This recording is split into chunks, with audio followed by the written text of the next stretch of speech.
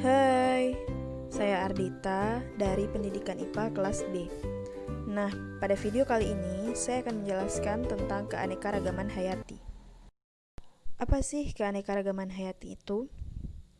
Nah, keanekaragaman hayati adalah kekayaan atau bentuk kehidupan di bumi, baik tumbuhan, hewan, mikroorganisme, genetika yang dikandungnya maupun ekosistem, serta proses-proses ekologi yang dibangun menjadi lingkungan hidup.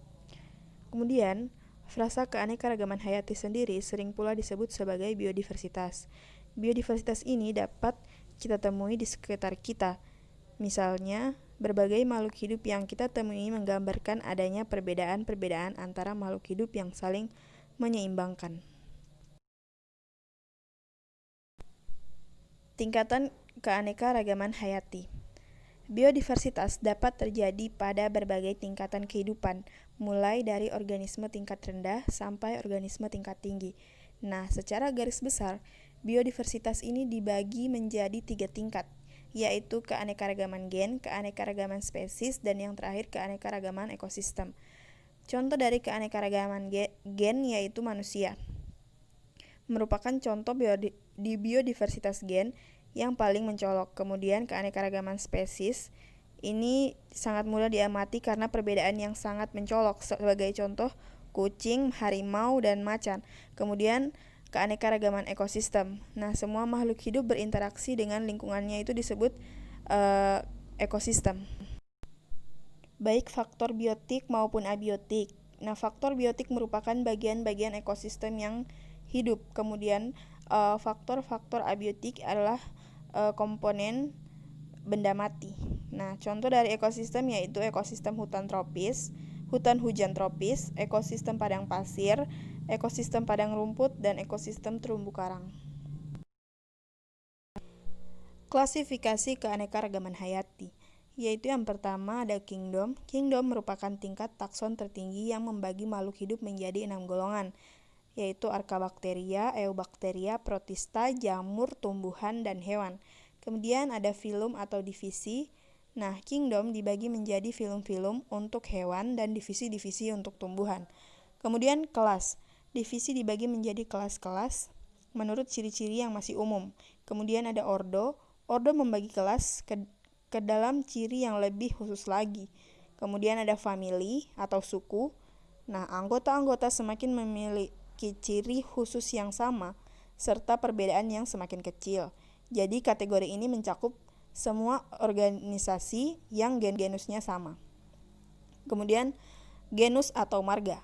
Nah, kategori ini mencakup semua jenis yang menunjukkan persamaan struktur alat reproduksinya.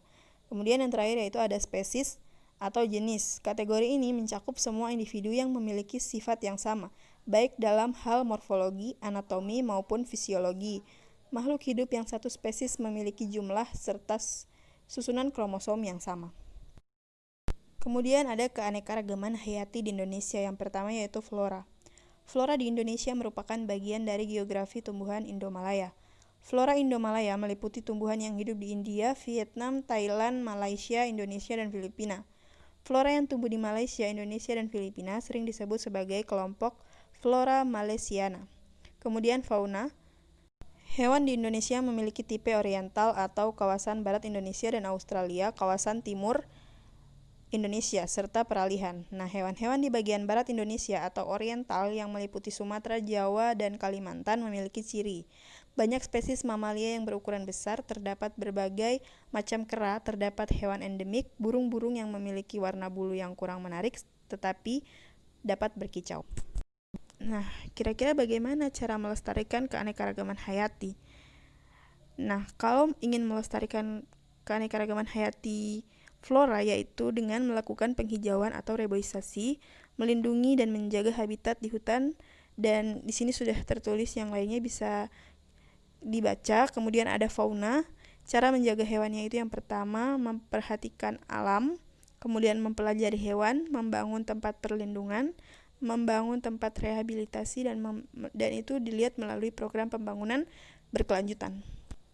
Kemudian ada manfaat keanekaragaman hayati, yaitu yang pertama meningkatkan produktivitas ekosistem di mana masing-masing spesies. Kemudian ada keanekaragaman spesies yang besar menjamin keberlanjutan alam untuk mendukung semua bentuk kehidupan ekosistem. Kemudian ada ekosistem hutan hujan Indonesia kaya akan keberagaman spesies. Kemudian ada terkelolanya sumber daya alam dengan baik akan meningkatkan manfaat alam bagi kesehatan manusia. Dan masih banyak lagi.